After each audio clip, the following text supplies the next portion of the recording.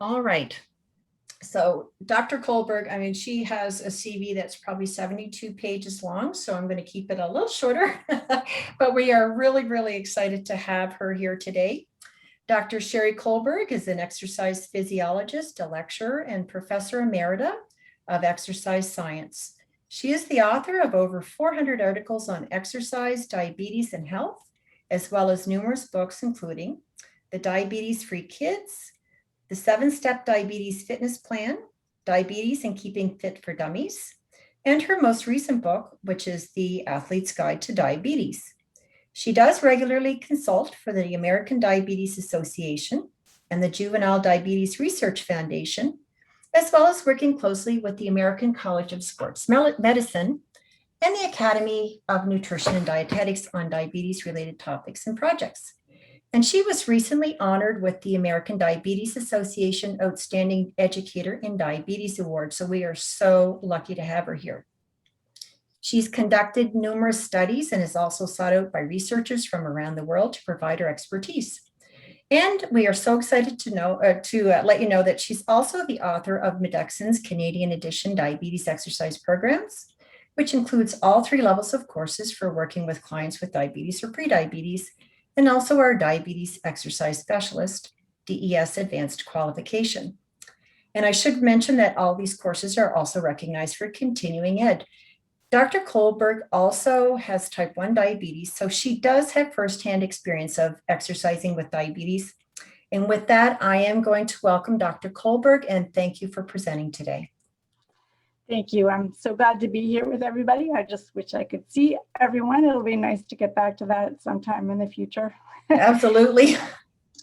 So in addition to having lived with type 1 diabetes myself for over 50 years, my grandmother had type 2 diabetes, and I remember working with her when I was a young teenager and helping her on her quest to lose weight. When I was visiting one summer, she was always on a diet anyway, but I remember I made a deal with her that I was going to help her lose weight that while I was there, and she was going to pay me $1 US for every pound that she lost. And the way that dieting goes, I mean, I had her running laps around the backyard, and I was helping her weigh out her food and measure and check her weight daily and everything. And wouldn't you know it, in the first week, she lost 8 pounds, which is a lot and not unexpected when you just restrict your calorie intake and start doing more things. What you really want to do is have sustainable weight loss, which is not just that water weight initially, but so I can answer questions on all varieties of it doesn't have to just be type 1 or type 2 or prediabetes. I'm actually quite knowledgeable on all of those. So let's go ahead and get started. So you probably are wondering if your particular clients have diabetes or prediabetes, if you weren't aware of that. And I would say, yes, it's likely when we throw in prediabetes with diabetes, it's over 1 in 3 Canadians. So that ends up being a lot of people. And it's very likely that somebody you're working with does have one of those 2 conditions. So let's talk a little bit about what it means when they have those and how that might impact their ability to be active. So just starting with some basics, I'm assuming some people know this and some people don't, but what we always call blood sugar is actually blood glucose. And a number of years ago, it got debated at the American Diabetes Association. So we call this blood glucose or blood sugar. And because there's so many different sugars out there, and there was misconception that just eating sugar gives you diabetes, which is not really true. So a lot of times I use blood glucose because it's very specific to the type of sugar, the simple sugar that's in blood. So most of what ends up, how it gets there is from the carbohydrates that you eat, but basically some of the foods can be converted into carbohydrates or simple sugars as well. So some of the glucose may come from protein and also from fat compounds. So, And also, because it's so important for your body to maintain a certain blood glucose at all times, because your brain it uses the glucose for its main fuel, so does your nervous system. So when we talk about what happens when it gets too low, you have certain symptoms that are related to your brain and your nervous system. But it's also produced by your liver, and your liver is kind of the critical organ that can both store glucose and release it in order to help maintain that at a certain level all the time. And just to let you know how important it is, that we have 5 different hormones, including glucagon and adrenaline, that raise blood glucose, whereas we typically only have one way to lower it, and that's what I'm going to talk about now. So insulin is the only hormone we have that actually lowers it. And that tells you that it's not equal in terms of the body thinks it's more important to boost the glucose up than it is to worry about keeping it lower. And that sort of ended up being a problem now that we're more civilized and we have constant access to food and we maybe don't move around as much. So it would be nice if we had more than one way to lower it, not just insulin. But the pancreas makes both, there are certain cells in the pancreas that make and release insulin, and those are the beta cells. But we also have one of those glucose raising hormones that comes from the alpha cells in the pancreas, so glucagon. So we have, the pancreas has quite a role as well as the liver in maintaining a normal metabolism. So what happens to actually get us to the point where we have diabetes? And I'm going to talk specifically about those 3 types a little bit, and not so much about gestational, what occurs during pregnancy. So what is type 1? This is actually more rare than type 2, and you can see that globally that's maybe 5 to 10%. It's probably the same in Canada and the United States. And what is believed to happen is a loss of those beta cells, that they're attacked by your body's own self and removes those through an autoimmune process that involves a number of different immune cells, which is interesting because now, at least the American Diabetes Association, I think others have followed suit, actually categorizes type 1 diabetes not just as when you have onset of high blood glucose, but they actually have stages that have to do with whether you have developed any of these autoimmune markers. And so we're kind of moving towards trying to be able to detect it sooner and maybe prevent it through a number of mechanisms. It's certainly more common in younger people, but 2 things. One, it can occur at every age. And I know people who have gotten type 1 diabetes at every age, even up into their 70s. And the second thing is that even if it is more common in its onset in youth, most of the people living with type 1 diabetes are adults because you age out pretty quickly into adulthood. So all these people have to do something to replace the insulin that they can no longer make. So that's either through injections, or you see here a picture of somebody wearing an insulin pump. There is one that is an inhalable type of insulin just for short acting for meals. Now, type 2, again, is going to be the majority. There's some other random cases that may be caused by cancer and other things, but these are the 2 main types. So in this case, there generally seems to be some underlying resistance to how well insulin works. So people may still make a lot of their own insulin, and it's just not enough to overcome that level of resistance. So when it gets to that point where they just can't make enough so that it works effectively, then their blood glucose levels will start to go up. And also what seems to happen with type 2 diabetes over time is that they actually lose some of their ability to make insulin from those beta cells. They're not necessarily destroyed completely like they are in type 1, but they certainly don't make as much as they could otherwise. So this is more common in adults, particularly older adults, but it is becoming more common in younger individuals, which is kind of concerning. So a lot of these people are overweight or obese, but not all of them. Some may or may not take insulin. Insulin used to be something people just didn't want to have to take it because they knew it made them gain weight or they thought it did. And and there's just a higher risk of getting low blood glucose and so forth. But there are a lot of other options now of medications that may be used instead of insulin in this population. And then finally, prediabetes. We still have millions of people in Canada who are at very high risk for developing type 2 diabetes. So this doesn't lead to type 1, it leads to type 2, because their blood glucose levels fall into that range that's kind of that nebulous zone. It's higher than normal, but not so high yet that we diagnose it. It's really more of a continuum. And I've seen the numbers change over the decades that I've been in the diabetes world, where you diagnose it has gotten lower, and where you diagnose prediabetes has actually gotten lower. So, but it's a very high risk state, and there's a lot that can be done at this stage too, with people working with them in terms of improving their fitness, increasing their regular activity to help prevent it from ever progressing to type 2 diabetes, or in early stages of type 2, maybe being able to reverse that condition. So does it matter if your clients have diabetes?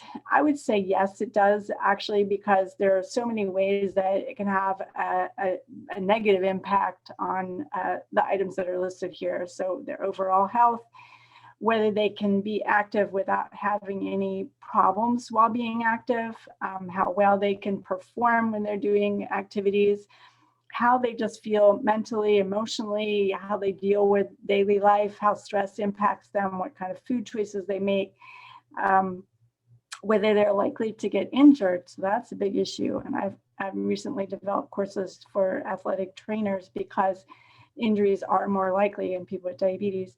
And even just their motivation, but many more things come up. I think we've reached our first poll. All right, I'm going to launch a poll. And the question is it possible for athletic individuals to be successful and perform at high, even Olympic levels with diabetes? So I'm going to launch that. So just, you can go into polls and click either true or false. We'll just give that a couple of seconds. Put your answers. Oh, it's climbing, climbing, climbing, climbing. Awesome.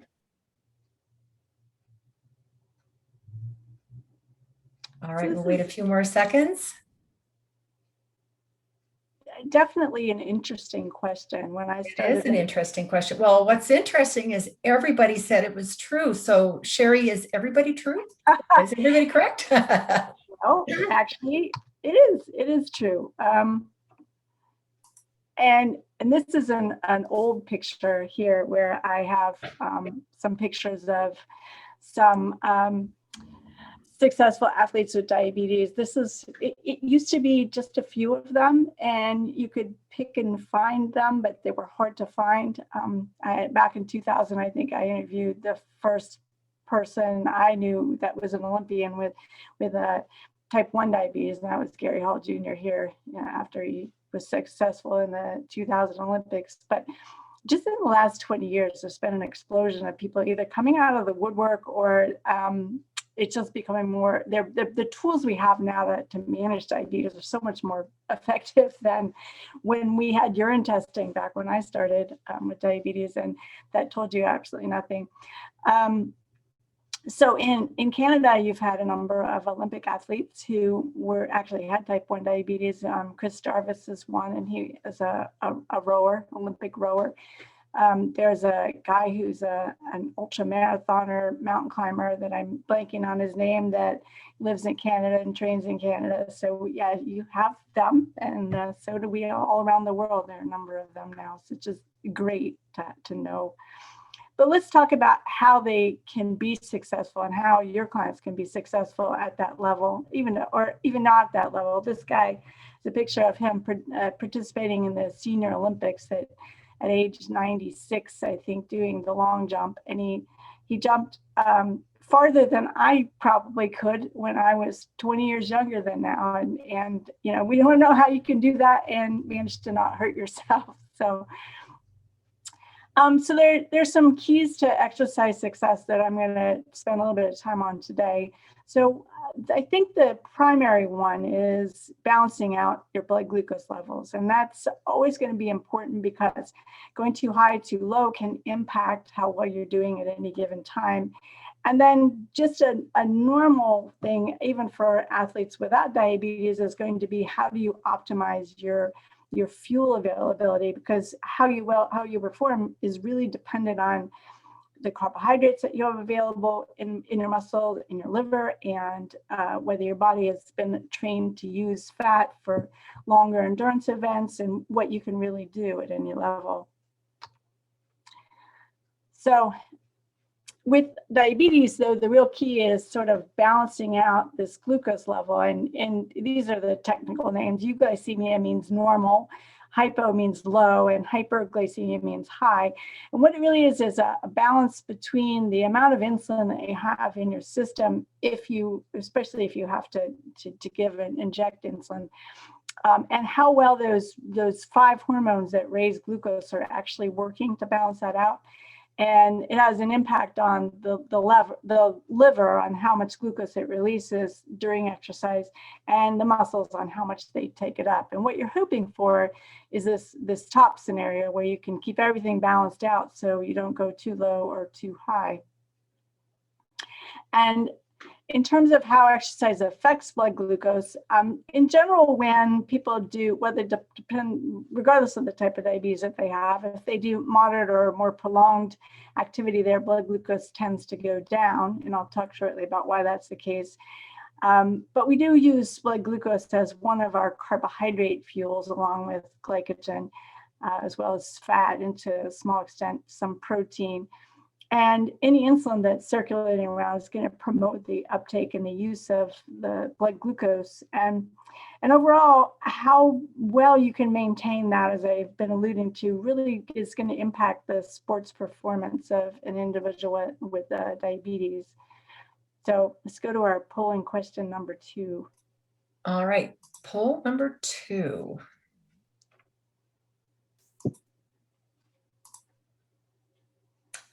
Hold it now. Nope, that's the wrong one. My apologies.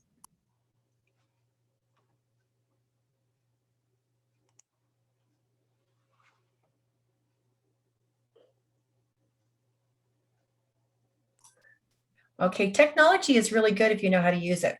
All right, exercise only makes blood glucose go up and never down. So is that true or false?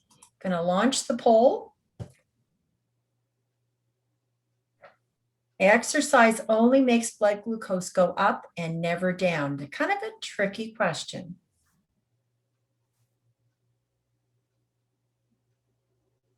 Okay, the numbers are going fast.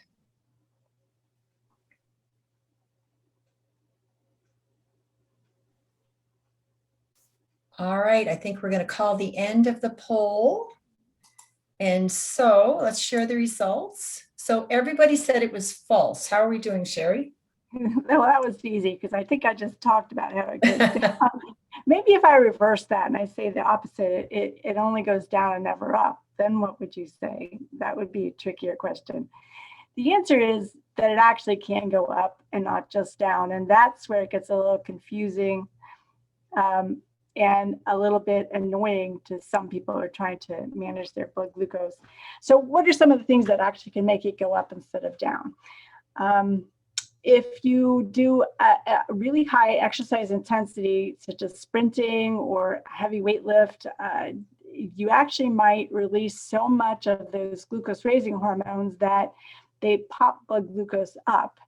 And that can be a problem because if you pop it up because you did a sprint and now you're not doing anything, like Gary Hall Jr. used to always talk about how when he would do his 50-meter swim, which is pretty short, it would only take him about 20 seconds because he was so fast.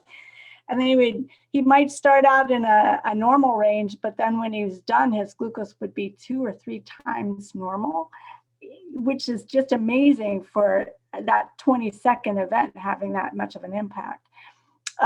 So when we're talking about Olympic level athlete doing a really high performance thing, for a short period of time. But also, even if your blood glucose starts out a little bit elevated, depending on whether you're sort of insulin deficient or not, it might actually go up instead of down. That lack of insulin in the body, that's also related to exercise timing, because sometimes exercising in the morning will make it go up instead of down, it's an activity that normally makes it go down if you do it in the afternoon, which can be really confusing. And also if you've recently eaten anything, because while you're doing an activity, you don't necessarily digest all that well. And so you may digest the rest of it at the end when you stop, and then your glucose goes up at the end, even if it was okay before. So what do your clients need to do? They need to monitor their blood glucose, and there are a number of ways to do that now, which is amazing. Like I said, when I started back in the 1970s, there was only urine testing. There weren't even blood glucose meters. So the thing about meters is they only give you a single point in time, what you are right then when you measure it, and it doesn't give you an idea of a trend. You're going up or down from there. So where a lot of people have gone now is to use continuous glucose monitors or intermittently scanned glucose monitors like the Freestyle Libre.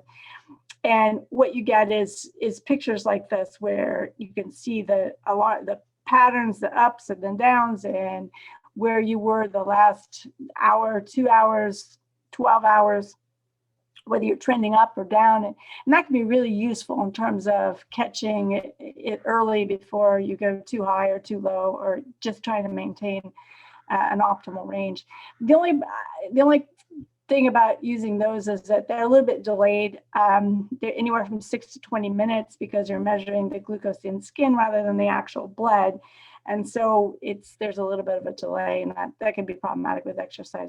But also what we always manage to follow over time is the average blood glucose. And then I didn't put it on here, but there's a new thing that they've been using for people who are using continuous monitors. It's called time in range, and they actually allow people to track how much time during a day they spend in the ranges that they are aiming for, what would be their optimal ranges. And that can be also useful in trying to track and figure out the effects of different activities and food and sleep and other things that impact it. So what's optimal?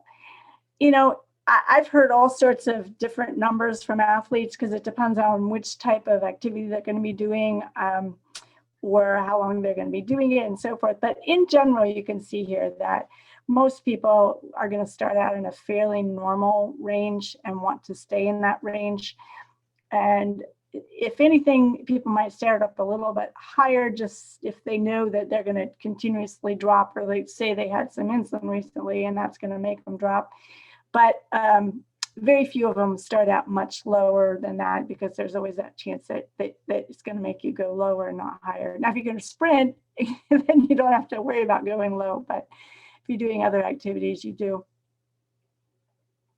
So this is a really important slide, and hopefully I made it simple enough for everybody to understand. But we basically have two ways to get the blood glucose out of the bloodstream and into the muscles. So at rest, when we're recovering from exercise, insulin is the primary thing. Now, whether that's injected, inhaled, or it's just naturally produced by your body, it's going to work similarly. And so that allows us to take up and store extra carbohydrates or use carbohydrates in muscle and other tissues that are insulin sensitive, like fat. During exercise, though, the insulin still can have an impact, but muscle contractions themselves will promote the uptake of glucose into those active muscles. And we know from the studies that were done in the late 90s that these are actually separate mechanisms, but they add together. And herein lies the problem if you're an insulin user, why exercise can increase your risk of hypoglycemia or low blood glucose. It's because these are additive effects. So if you have too much insulin in your system when you're exercising, you're going to be at much higher risk for developing a low. So insulin use is really going to have a greater impact than anything else on how well you can balance out those blood glucose levels during exercise. And if your clients start to get hypoglycemia, they may get some of these symptoms you see here. Now, this is kind of a short list. I will tell you from personal experience, there are a lot of other symptoms that you get.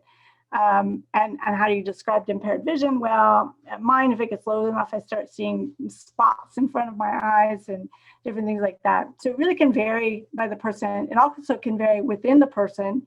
So by doing a different activity or a different time of day. And what can also be confusing is that the very same symptoms you get from hypoglycemia are the same ones that you get whenever you release adrenaline, like if you almost get into a car accident and your hands are shaking and your heart is racing. Well, these are all symptoms of a low as well. So it's interesting that our body uses that same flight or fight mechanism in a number of different responses.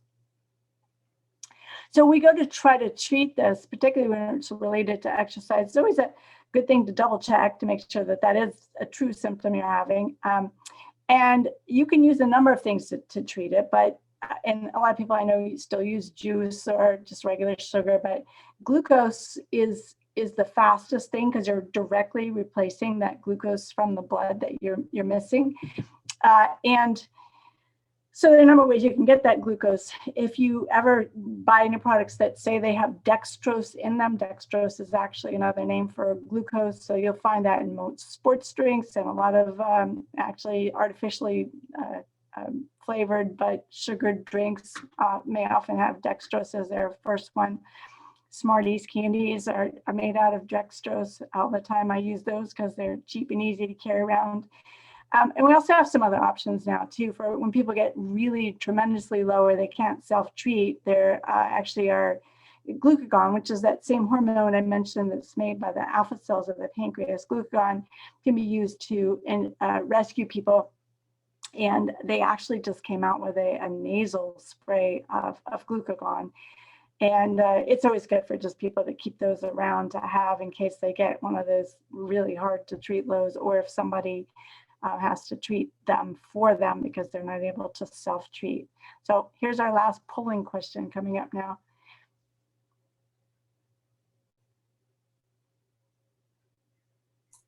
Okay, so low blood glucose is most likely to happen during exercise. True, false, or it depends.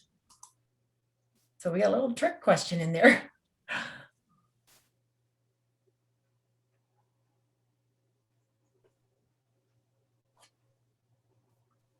All right. I'd be interested to know how many of the people listening have actually personally been able to experience what a low blood glucose feels like. Well, maybe if you have, put it in the chat. That's awesome.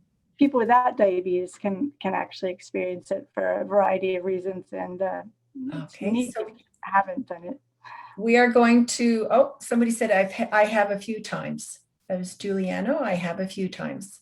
And I know he's got there's some questions in the chat, so we know at the end we've definitely got some questions to answer.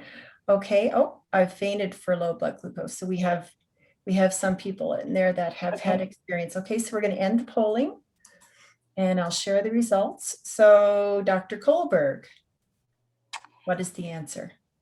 You know, I would say it depends is probably the right answer. That usually is a really good answer when you're talking about anything diabetes related and training and effects and predicting your responses and stuff. Well, it depends on this, that, and the other thing.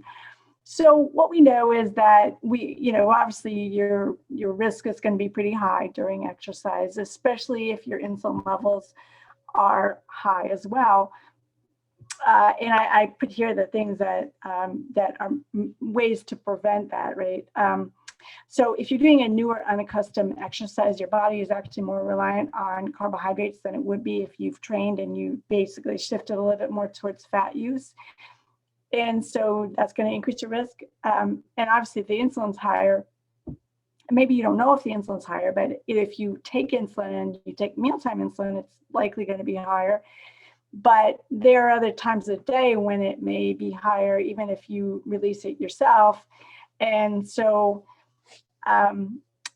if you can do some of these steps to reduce your risk, then you're not going to get low during exercise or after exercise. But both are possible because if you're doing sprint training, you're not likely to get low during the activity at all because you're releasing so many of those glucose raising hormones, but you are very likely to crash later because you used up so much glycogen from your muscles. So that's where it depends. It depends on the type of activity and the duration and the intensity and all sorts of things. So you may also be able to increase your carbohydrate or your food intake to help prevent it. So again, there are ways to do that. It isn't just necessarily carbohydrate, protein, some of it gets digested and turned into glucose, and it picks in later than carbohydrates.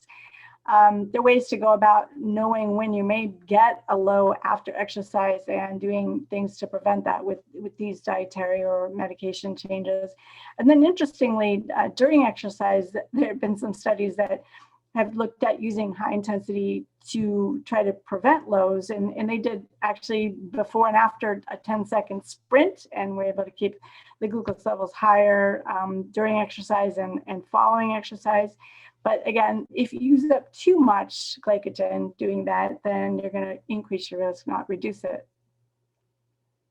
So I mentioned the delayed onset lows, more likely to occur after you've either done a really long duration of exercise or, as I was saying, doing repeated sort of intense training.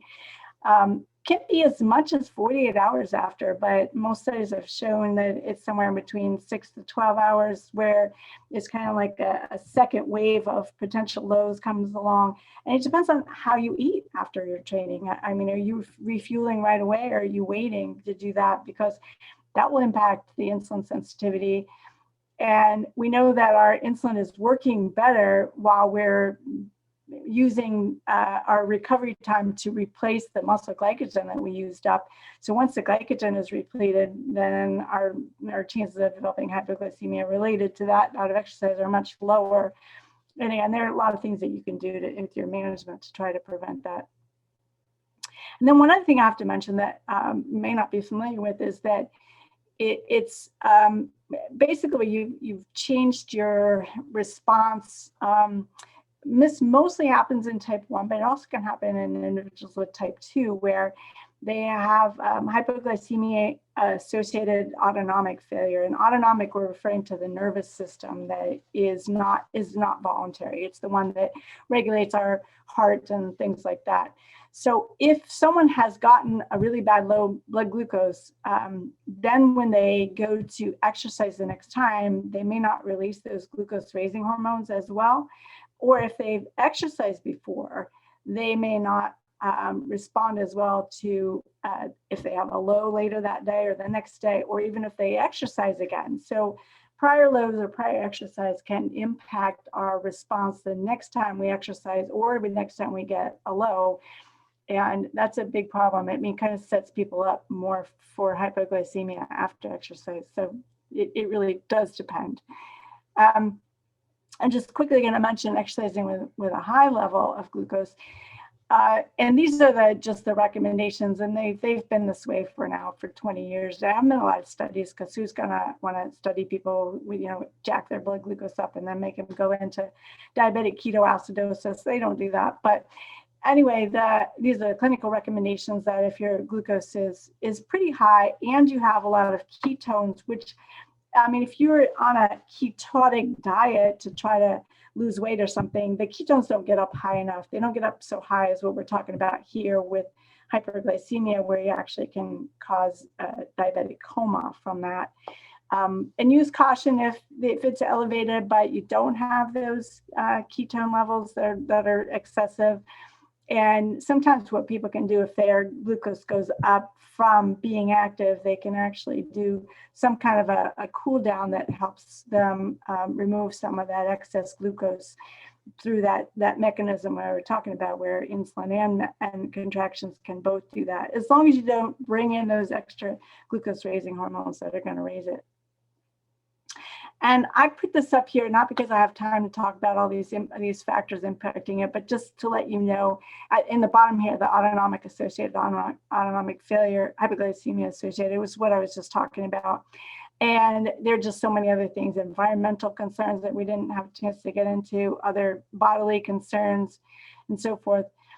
And as I was also mentioning, that the different types of training are going to have a different impact. So if it's short and intense, you don't do it as long, you release more of those glucose raising hormones, and it may actually go up. If you're doing a mixed activity that has a lot of stop and start, hockey practice, hockey game, and then it may or may not go up depending on the intensity and how long you do it. And then most aerobic activities tend to lower it. And also just want to mention that the energy systems that we use do have an impact, because the first energy system we have here that only lasts up to about 30 seconds is just using up the energy we have, the direct energy currency, the ATP, that we have to do muscle contractions that's stored in muscle. It's gone pretty quickly. So it'll help you run up a flight of steps, and that's about it. Our glycolysis, or short-term energy, is really what we also call the lactic acid system. And that one will, you know that when you're using it. You do that even when you start any activity that requires you to do much at all, where you start to feel the burning in your muscles. And that's because you're producing lactic acid and other acids in a short period of time. And that isn't necessarily a bad thing. It's just sort of an energy system to get you through if you're going to do something for a longer period of time while that is gearing up. So our aerobic energy system kind of takes over and kicks in between 2 to 3 minutes after you start. And that can provide fuel energy from all types of fuels. So protein, fat, protein is not preferential, but carbohydrate, fat, and then protein. Whereas the second energy system that gives you the burning sensation and makes you feel like you're going to die before you can do your workout, that one only uses the glycogen that's stored in muscle. So it really does matter. In all activities you're doing that are above just easy standing and walking, carbohydrate is going to be a primary fuel during exercise. If you run out of those stores in the active muscles, the glycogen, then you hit the wall, or you bonk, and you're not going to be able to perform well. If your blood glucose gets too low, you're probably not going to be able to perform, and everything just, you end up like this guy lying on the track. I also want to mention that it varies with the intensity, like the actual proportion of carbohydrate and fat use. If you're doing a lower intensity one, there may be slightly more fat that you can use because the intensity is not as high. But for harder exercise, once you get to 65% of your maximal or so, it's all carbohydrate. There isn't really any fat used in those active muscles. And it comes from a combination of both the stored glycogen and blood glucose, depending on what you have available. We don't normally have a lot of glucose in blood. I meant that 100 milligrams per deciliter is about 5.5 millimolar. So only about 5 grams to maintain a normal blood glucose at any one time. So, those glucose tablets have 4 grams each. So you can imagine one of those almost replaces your entire amount of glucose in your system, but it's not going to get you very far. And then recovery in rest is mostly fueled by fat because we're trying to recover those carbohydrates. So I definitely don't have time to get into this, but I do talk about this in some of the courses where competitions may be different than practices. The timing I mentioned, that matters, the training, how well trained you are, the environment, and then even things like female hormones. And then just to talk about some of the other things that come up when you're working with clients. So why aren't they active? Well, with insulin users, one of the primary reasons is actually a fear of developing a low blood glucose. And so in order to avoid that, they just don't exercise at all. This is actually particularly in adults, but I've heard of a lot of athletes, even Olympians, who, when they were first diagnosed, were told they're not going to be able to do their sport. They won't be able to perform. They're going to get hypoglycemic and blah, blah, blah. And so even they had to overcome their fear and manage how to do that and avoid it. Sometimes it's people are just inactive and it's hard to get started. They might have certain health complications related to diabetes or other things that might be a barrier to participation. And maybe that it's just not set up where they don't have somebody to watch their kids, or they're not in a good social support or environment where they can be active whenever they want to. In terms of what people overcome those initial barriers to starting, what causes them to stop. These are the top things that come out over and over again. perceived lack of time. So ways to get around that, maybe with shorter activities or more intense workouts. Some of them start out at an intensity that's just simply too high. And that leads to all sorts of problems. So you can have exercise-related injuries, which are more common in diabetes anyway, but even more common when you start out at too high of an exercise intensity. And then they're just the whole things that you get demotivated. If you've ever seen shows where they have people do these crazy types of workouts to try to make them lose weight. I mean, imagine trying to do that on your own, staying motivated to do that day after day, and to avoid getting an injury doing that. It's just not going to happen. So let me talk a little bit about the injuries in diabetes and why they are common. So if you think of it as glucose as being a sugar and being sticky, which is kind of works, where it may stick to the collagen and in the collagen, which is part of the cartilage and the joint surfaces. And what it does is it changes those structures so that they're more rigid and less flexible, which leads us to develop more overuse injuries than average, although, anybody can get one, but just even more common in people with diabetes. And then it may be simply related to the people that are working out or starting out with a really heavy weight, a body weight, or they actually have arthritis that may be related to that or aging. And in some cases, it might be related to the actual diabetes medications. There have been some that were insulin sensitizers that actually cause people to get foot fractures. And then there's the use of a lot of medications like statins. In some cases, those have been related to muscle and joint injuries. And many people with diabetes, especially type 2 or even pre-diabetes, are on cholesterol-lowering medications that potentially have those sorts of issues. So can these be prevented? Well, I sure hope we can do something about it. So warming up, cooling down, that's important. Starting out at the right intensity, certainly. Slowly progressing and making sure there's adequate rest in between workouts or types of workouts. And then I think the key to all that really is doing cross-training and a variety of activities so that no particular muscle group or joint is overused in a particular way day after day, but where you sort of mix it up a lot with different types. And when you're working with your clients with diabetes or prediabetes, then figuring out how quickly they should progress is going to depend on a number of factors you see listed here. But my biggest recommendation is that always err on the side of caution. You don't want to lose them as clients. You don't want them to get injured. You don't want them to get sidelined. Starting out slowly, progressing slowly is never a bad idea. I mean, I know they get a little bit frustrated sometimes they're not making more progress, but what you're looking at is the long-term goal rather than the short-term ones here when it's more health related. But, and of course, maybe their goals are just fitness and they're a young person with type 1 diabetes, then you may progress more quickly or more normally. What about burpees, CrossFit, the interval training? Most of these, burpees in particular, are not a great place to start if you're working with older or sedentary clients with diabetes. Now, if you're working with a younger, fit person who may or may not have had diabetes that long, probably not going to be a problem, other than just burpees are not fun.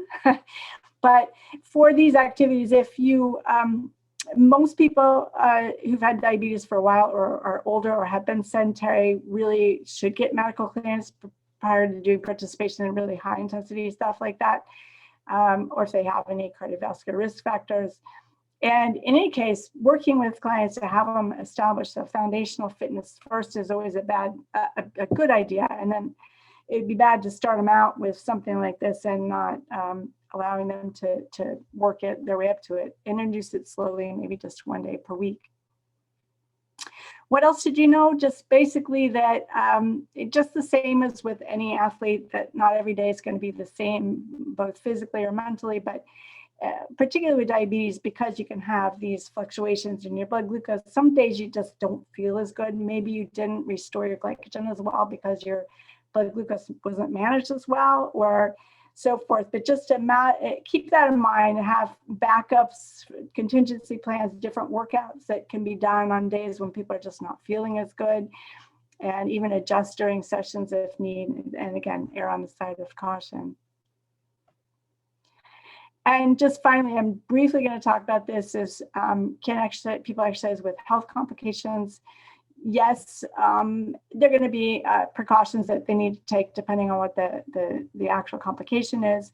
I listed the most common ones here, and actually the most common one is peripheral neuropathy or loss of sensation in the feet, and that can affect things like gait and balance, and whether someone's likely to get injuries on their feet and not know it, and that could be really problematic. So it's best to take precautions, and I do talk about these in my courses too, different things, how to deal with all the complications. So to kind of summarize what I've talked about today, really, in order to succeed with exercise, and I have pictures here, these are all athletes that I profiled in the Athlete's Guide to Diabetes, different ages, different levels. The first guy is actually the Canadian who does mountain trekking and other things. You really want to balance out your blood glucose, and that's going to help you maximize your fuels and your recovery from exercise, avoiding both the lows and the highs during and after any type of activity, training, or event. Balancing your carbohydrate and your food intake with your insulin doses if you take insulin, and then just taking all those steps that you need to do in order to avoid getting injured in the first place, but treating it effectively if you do. And then the courses I've been mentioning that I did actually specific for people working with clients in Canada. So these are the 3 levels. The first level is really just an overview of all the things, a lot more detail than what I talked about today, but it gives you an idea of where I'm going with this, and just talks about how to get clients started and the different concerns that they may have, and talks briefly about special populations, particularly older and sedentary individuals, because those are the ones with type 2 diabetes that you may end up working with. The second level takes it up a notch or 2, where I talk a lot more about food as well, supplements even, gets more into the different types of training, the medication effects, particularly the oral medications, and how to manage all of that. And then the third level really is for advanced, when you're going to work with a lot of different clients, and it's talks specifically about athletes and more about type 1 and insulin use, how to manage all of that with sports performance, got a lot of troubleshooting tips, and even gets into a little bit with the gestational diabetes for women who develop diabetes during pregnancy and how to work with them. So if you finish all 3 levels, you'd be prepared to work with anybody with diabetes or pre-diabetes. And so it's actually been bundled together if you want to become a diabetes exercise specialist. And as you can see here, that you actually can get a lot of credits if you need those for your certifications, both through American and Canadian associations. And there's also a petition letter if you don't see the one that you're looking for on there. And those almost always work if you take the course and then petition to get the credits to count towards your specific provider. Okay, let's have at it. Tell me what they want to know. Okay, so is the accuracy rates of self-blood glucose monitoring kits fairly high? Yes, in order for them to be approved for use in Canada or the United States or anywhere else, they have to have a certain range at which the accuracy falls into. Now, I will say from personal experience that I can check my blood glucose 3 times in a row with a meter and get 3 different numbers, but hopefully they don't vary much. I mean, it might be, 5.5, 5.8, and 6.2. So then you just pick the one you like best. But they're considered reasonably accurate enough that you can make regimen changes based on those numbers. Yeah, and it's way more accurate than not knowing what your blood glucose is and trying to make regimen changes. Okay, we have another one. Can caffeine cause you to go hypoglycemic? Interesting about caffeine, and I do address that. I think I go into it on the second level of the program because there's a lot of research on that. Actually, caffeine usually has the opposite effect. And most people, caffeine boosts insulin resistance and will actually raise glucose. So I have a lot of people tell me over the years that if they have a cup of coffee in the morning and they're insulin users and they don't have anything to eat, they have to take a unit of insulin to cover the coffee because of the caffeine. So Your response may vary, but in general, caffeine, because it's a stimulant and it releases those glucose raising hormones, it tends to raise glucose rather than lower it. Okay, I've got a couple more here. So for clients with diabetes type 2 and hypertension that are on a new medication, is it best to have the client wait a week to commence new fitness program to see how their body is adapting to the new medication?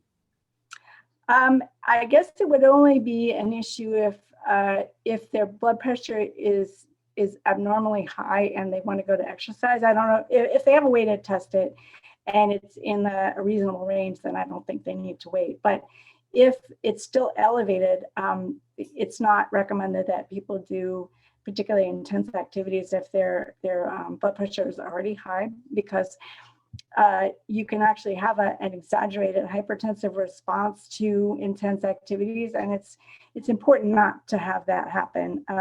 So if they have a way of monitoring their blood pressure and it's reasonable after they start taking the medication, I would not say there's any reason to wait, but otherwise I probably.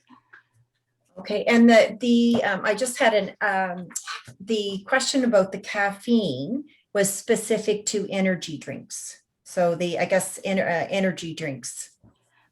Well, the amount of caffeine in energy drinks is actually pretty significant. I'm thinking. It depends on the drink. I'm thinking of the Monster drinks. Their list, I would say Google to see what the caffeine content is for any particular thing that you're really interested in. But if I'm remembering correctly, the Monster drinks are about 80. A cup of coffee, brewed coffee, can be over 100. So it may not. If you talk about the little energy shot ones, if it's got like 200 in it, if anything, it's going to raise your glucose. It will not lower it. Okay, and I guess, but they also have, because they have a lot of sugar in them, correct? Most of them are very high sugar. That's part of it, or some of them, I guess. You have to watch. I don't know because I don't use caffeine at all. So I did teach that. I taught nutrition for 20 years to my university students, and we talked a lot about caffeine, but I don't know the exact content of those. If most of the thing, I think they're mostly caffeine. I don't think they're like high in sugar, but I'm really not sure. Yeah, I think some are and some have artificial sweeteners, so I guess it depends. Right. Yeah. Yeah, and we have a couple of more questions. So in creating an exercise program with a client that's new to exercise, how soon, and they have type 2 diabetes, how soon into the exercise session would you recommend doing a blood glucose check if they have no visual symptoms present or high or low and they're not on CGM? If they don't use insulin and they don't use any of the medications that are called insulin secretagogues, and again, I talk about those in the overview program and then more extensively in the second level, then they're not likely to get low during any activity. So then I would suggest that they just maybe check before and after to just see how they normally respond to exercise, because sometimes it's motivating if they actually come down from exercise, not to the point of getting low, but to the point of having it in a more optimal range. That can be very motivating. But most of the time, people who are not using insulin or insulin secretagogues do not have to worry about hypoglycemia during exercise. Right. We did have a question on supplements. So supplements like rhodiola, can they use it? That one I'm not particularly familiar with. Do you know what it's comprised of? It's an adaptogen. I'm not sure specifically, so maybe that's something we could. Yeah, they have them email me. I'll look it up and yeah. Okay, so not there at the bottom. Yeah, and we'll provide your email address if they can send a question if they have it. Okay, I'm just looking to see, actually there was one more question came in. So during COVID, in your professional opinion, what's been the biggest concern or problem for those living with diabetes? Not being able to be normally active and stress eating. Right. I think there actually are studies coming out that's showing that it has had a big impact on fitness and people in general. So remember that if you're starting to work, as people are coming back out of this, that a lot of them are starting out at a lower fitness level. So again, that slow progression is going to be really important to just have them come back from being stuck on the couch in the house, especially when the weather's not been conducive to exercising outdoors. Right. Okay, so that is all of our questions, and we've come to the end of our time for the webinar. So I just want to thank you so much, Dr. Colberg, for spending the time with us today and giving so much valuable information. And Shelley says thank you as well. And we will be sending out a link to the recording so you can watch it again. And it will also have the link to the online quiz. So whether you're with the NSFA or not, if you want to challenge your memory, you can take the online quiz. So we just want to say, everybody, thank you very much. Really appreciate it. And see you on the next one. Thank you, Thanks, everybody. Dr. Colberg. Bye-bye. Bye.